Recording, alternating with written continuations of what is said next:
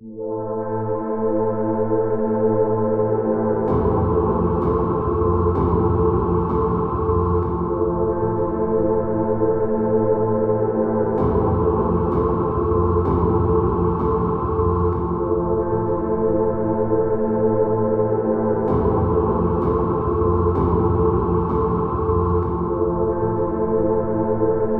just wanted to understand in terms of the research, you compared Mycoplasma genitalium with Mycoplasma pneumoniae and looked at what the, so-called essential genes that they might have had in common were, and then you experimented pretty much with Mycoplasma pneumoniae, or did you also do work with genitalium?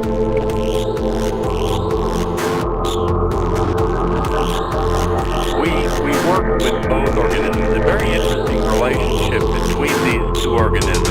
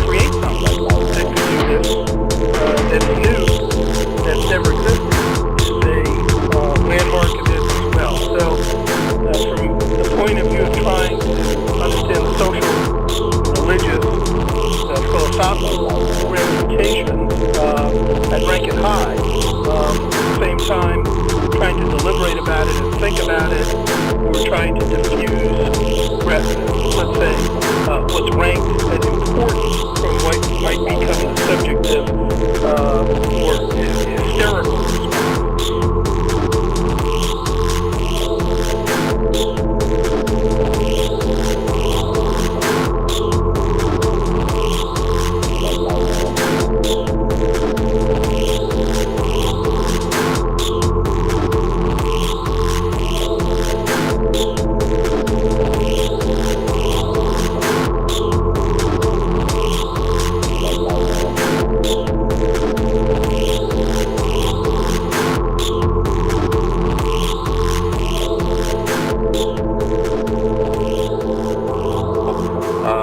Essentially all of the proteins that we know would be essential for DNA replication and for making the ribosomes.